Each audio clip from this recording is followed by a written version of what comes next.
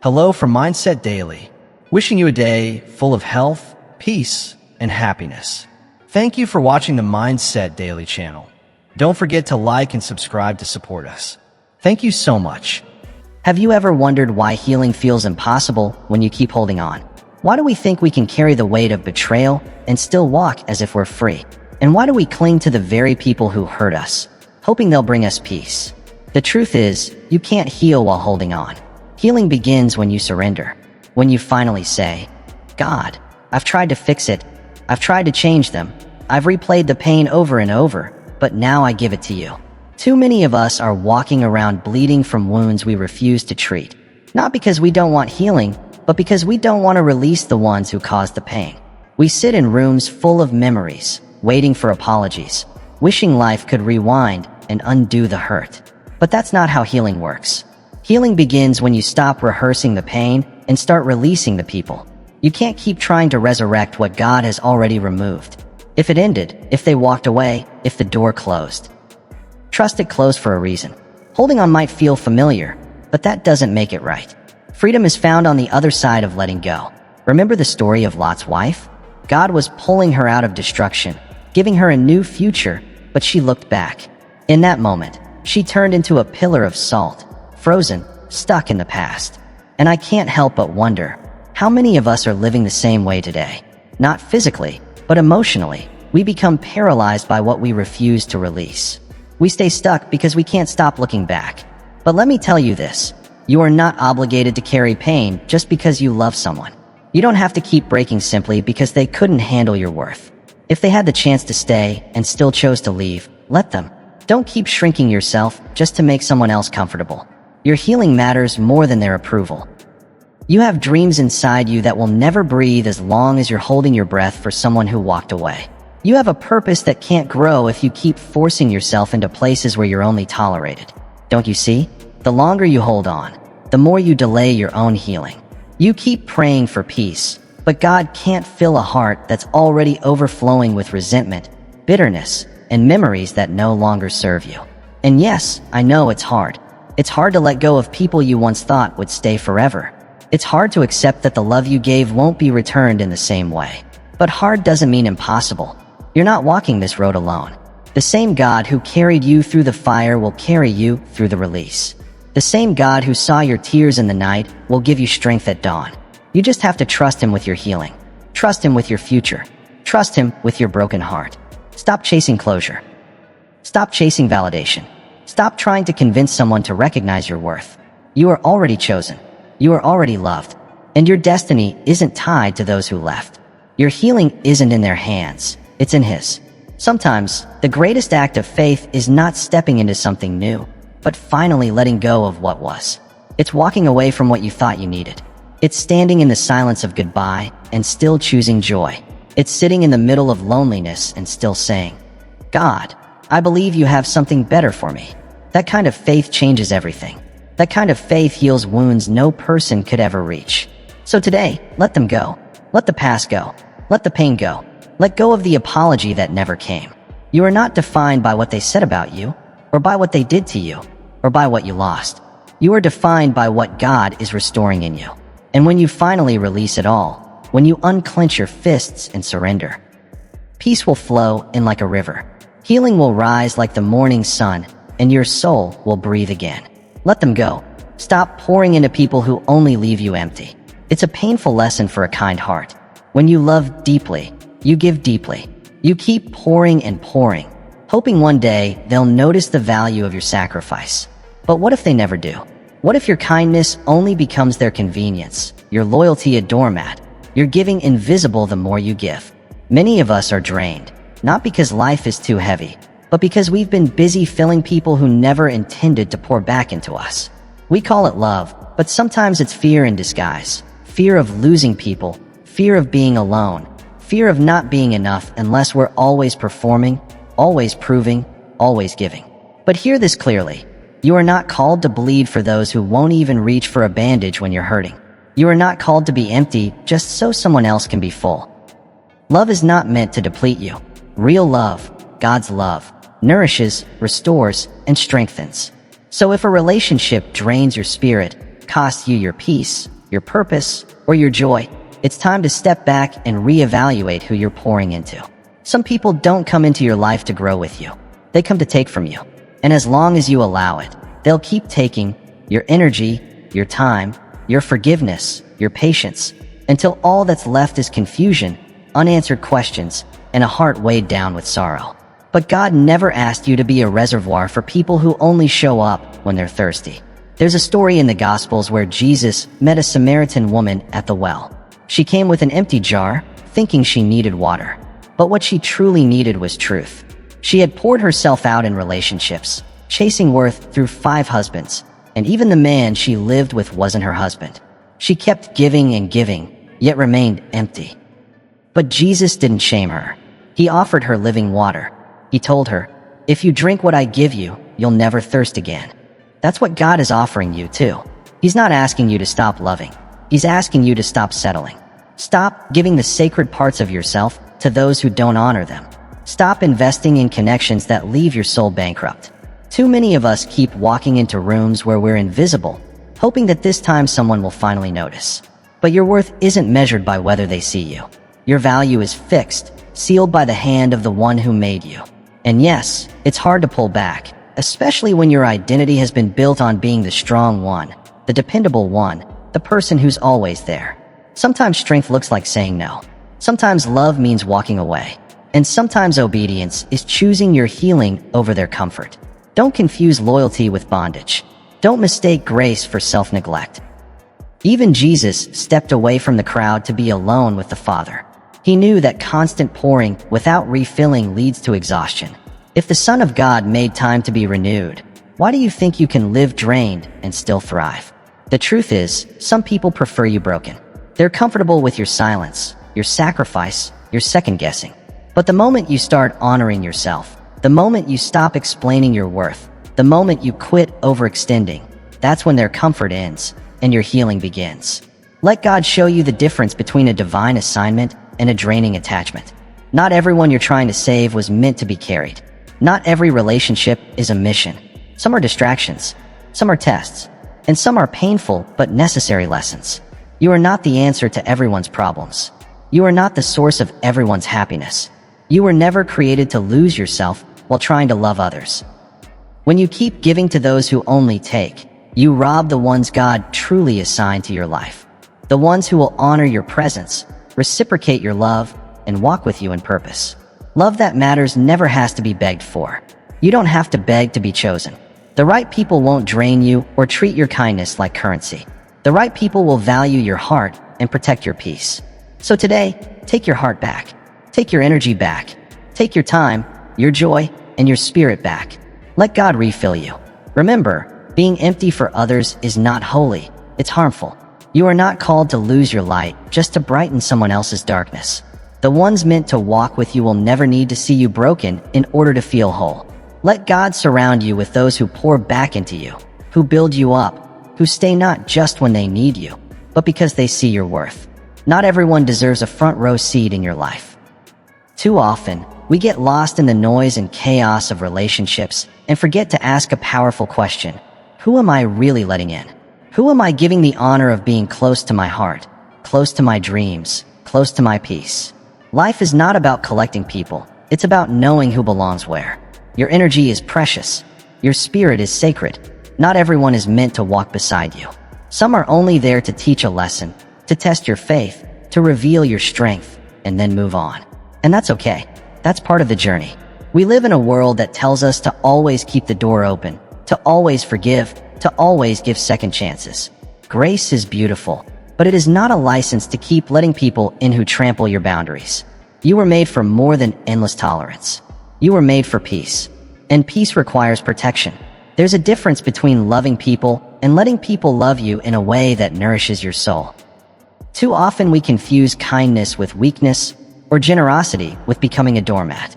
But God calls us to be wise as serpents and innocent as doves. That means you can love deeply without allowing anyone to trample on your heart. Think about the people in your life. Who lifts you up? Who strengthens your faith? Who speaks life into your dreams? Those are the ones who deserve a front row seat. The ones who bring light in your darkness, who stand with you not only in good times, but in the middle of the storm. They are rare, and they are precious. Then there are others, the ones who criticize, who drain your spirit, who stir confusion and chaos. They demand your attention, but never your respect. They take your time, but never earn your trust. They sweep into your life like a storm, shaking your foundation, then leaving you to pick up the pieces. You don't owe those people a place in your heart. You don't owe them space in your mind. And you certainly don't owe them an explanation for protecting your peace. You were never meant to carry everyone's baggage. Your soul is not a free storage unit for their issues. Remember the story of Jesus and his disciples. Even Jesus was selective about who he invited to walk closely with him. He didn't try to please everyone, nor did he let every crowd dictate his peace. He chose those who were ready, willing, and faithful. If Jesus, who came to save the world, understood the importance of boundaries, how much more should we? Protecting your heart is not selfish. It's not prideful to say no to those who cause harm. It's wisdom, survival, and essential if you want to thrive. When you stop trying to make everyone like you, when you stop chasing approval from those who refuse to see your worth, you begin to discover your true value. You step into the freedom God intended for you. Your life is like a garden. Who you allow and determines what grows there. If you let weeds take root, no matter how much you water, the flowers will struggle. But when you guard your garden, clear out the weeds, and nurture the soil, you create a place where beauty can truly flourish. So be intentional. Be discerning. Love without condition, yes, but also protect without apology. You don't owe anyone an explanation for your boundaries. Your peace is your right, and your protection is your responsibility. Sometimes the hardest act of self-love is letting go of people who no longer belong in your story. Sometimes the greatest act of faith is trusting that God will bring the right people to stand with you, even if it means walking alone for a season. Remember this: you were made to shine, and you were made to be free. And freedom begins the moment you stop trying to force everyone into your life and start making space for those who truly matter. Isolation is not rejection, it's redirection. When someone walks away, it's easy to feel abandoned, to believe you've been forgotten. The sting of being left alone is real, and no one can deny it. It cuts deep, like a knife twisting in your heart. But here's the truth many overlook. Being left alone does not mean you're unwanted. It does not mean you're unloved. Sometimes, it means the exact opposite, that God is preparing you for something greater, something better. There's a powerful difference between being rejected by people and being redirected by God. People may turn their backs on you, but God never will. When doors close, when friends disappear, when loved ones walk away, it may feel like the end. But often, it's the beginning, a new season, a fresh chapter written by the one who knows your destiny better than you ever could. Look at the story of Joseph in the Bible. Betrayed by his brothers, thrown into a pit, and later a prison, his isolation was painful and unfair. Alone in a foreign land, with no family to lean on, Joseph had every reason to feel abandoned. Yet that isolation was not rejection, it was redirection. It was God's way of positioning him to become a leader and a savior for many during famine. If Joseph had stayed with his brothers, if he had never been separated, he would not have stepped into the purpose God prepared for him. What looked like rejection was, in fact, God's plan unfolding. And sometimes, the people you love most will leave, not because they don't care, but because God is guiding you both onto different paths. You may feel like you're losing them, but what you're really experiencing is a divine shift. Isolation becomes a sacred space, where God begins to mold you, shape you, and prepare you for what's ahead. Loneliness, as painful as it feels, can be a holy place. It's where you finally meet yourself without distraction. It's in those moments your faith is tested and your character is built. It's where God whispers truth to your heart, reminding you that you are never truly alone. Sometimes silence is necessary, so his voice can be heard more clearly. Don't confuse being alone with being forgotten. Don't believe the lie that isolation means abandonment. God's timing is always perfect. His plan is flawless. Often, the people who leave were never meant to walk with you into the next part of your journey. Isolation is not punishment. It's a call to go deeper, an invitation to grow beyond what you thought possible. It's a season to heal wounds no one else could reach and to develop strength that only solitude can forge. God uses these quiet moments to prepare you for greater victories, bigger blessings, and lasting impact. I know it's hard. Nights feel longer when you're alone, and silence seems louder when no one is there to fill it. But remember, the same God who parted the Red Sea, who brought water from a rock, who raised the dead, He is with you even in your isolation. He is working behind the scenes, writing a story of restoration and redemption in your life. You are not defined by who leaves. You are defined by who remains, God's everlasting presence in your heart. And when the time is right, He will send the right people, the right opportunities, and the right blessings to fill your life with purpose again. So when you find yourself alone, don't despair. Don't run from the silence or fill it with anything less than God. Embrace the redirection. Trust the process. Believe that this season of isolation is making room for something far greater than you can imagine. Because sometimes the hardest battle you'll ever fight is not against others, it's against yourself. We are often our own harshest critics, fighting battles inside that no one else can see. The voices in our heads can be louder than any outside noise, whispering that we're not enough, that we've failed, that we're unworthy of love or success. Over time, those lies chip away at confidence, steal peace, and keep us from stepping into the life God has already planned. But here's the truth. You were fearfully and wonderfully made. You were created with a purpose that no one else can fulfill. The enemy wants you to dwell on mistakes, flaws, and setbacks so you'll never rise. Yet God's word reminds us that He who began a good work in you will carry it to completion. That means your story isn't over. Your purpose hasn't been canceled. Your calling hasn't been postponed. But when you start believing those lies, you become your own prison guard, locking yourself inside a cell built from doubt and insecurity. You become the very reason you don't move forward. God's grace, however, is bigger than your mistakes. His mercy runs deeper than your failures. His love is greater than every voice telling you to quit. Focusing on yourself means learning to fight those inner battles as fiercely as you would any external one. It means standing firm against thoughts that try to tear you down. It's reminding yourself daily that you are loved, chosen, and enough, not because of what you do, but because of who God says you are. That's why you must guard your heart. The Bible tells us, above all else, guard your heart, for everything you do flows from it. Your thoughts, your beliefs, and your mindset shape both your actions and your destiny. If you allow negativity to rule unchecked, it will dictate your path. But when you choose to fill your mind with truth, with hope, with faith, the narrative begins to change. Imagine if every time the enemy whispered, "You can't," you answered, "I can do all things through Christ who strengthens me." Imagine if every time doubt tried to chain you, faith broke those bonds. Imagine living with the confidence that your worth isn't tied to achievements, but anchored in God's unchanging love. It's not easy. The battle is real. Some days you'll stumble, feel weak, even want to give up. But the key isn't whether you fall. The key is whether you rise, keep fighting, and keep pressing forward. The journey of focusing on yourself, on healing and growth, is a daily choice. Every day you silence lies and amplify truth. Remember David, a man after God's own heart. He faced giants, betrayals, failures, and fears, yet he never let those define him.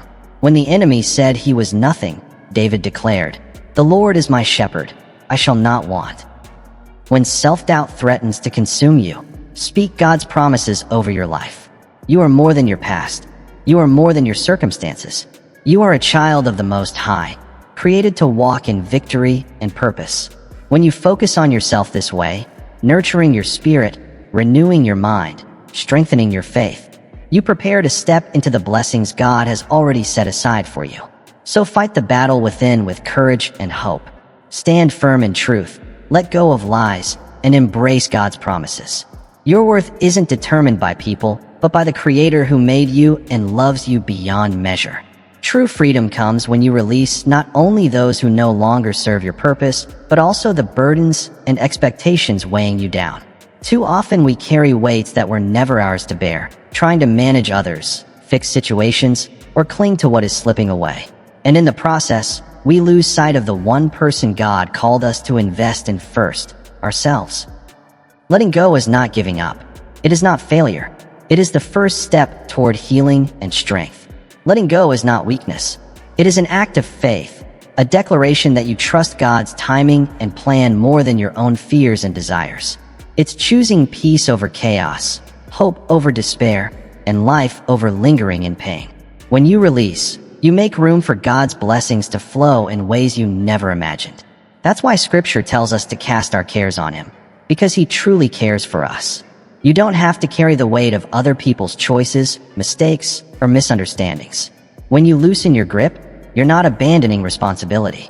You're recognizing your limits and inviting God to take control. And in doing so, your hands open to receive His grace, His strength, and His guidance. Yet holding on often feels safer, even familiar. We tell ourselves that clinging, no matter how painful or toxic, is the only way to stay in control or keep love alive. But that is a lie. Holding on to what hurts you only delays healing and blocks blessings. True strength comes from knowing when to release what no longer serves your growth or peace. And letting go also means forgiveness, not just of others, but of yourself. Forgiveness breaks the chains of regret and bitterness. It frees your heart from the prison of old wounds. Yes, you may have made mistakes. Yes, you may have been deeply hurt. But forgiveness is the key that unlocks the door to healing. When you forgive, you reclaim your power and allow God's healing to begin. Letting go doesn't mean you stop caring. It means you care enough about your soul to protect it. It's admitting that some battles are not yours to fight, and that it's okay to step back and let God fight for you. When you do this, you free yourself from the exhausting cycle of trying to change what cannot be changed. Remember the words of Jesus to His disciples. Do not worry about your life, what you will eat or drink, or about your body, what you will wear. Is not life more than food, and the body more than clothes? He urged them to trust in God's provision, to focus on what truly matters, and to let go of the burdens that weigh the heart down. Your life is too precious to waste on people or situations that drain your spirit. Letting go means making a conscious choice to protect your peace, to focus on your growth, your dreams, and the future God has prepared for you. Releasing the past opens the door for relationships that nurture your soul, opportunities that align with your purpose, and blessings that flow from God's hand. Letting go is not an ending, but a beginning, a new chapter filled with hope, strength, and peace. So take a deep breath, step forward with confidence, and trust that God's grace is enough for every step you take. Release what no longer serves you, and embrace the freedom that comes with surrender. Because in letting go, you discover the doorway to your breakthrough. Wishing you health, joy, and peace. And don't forget to subscribe to my channel, Mindset Daily.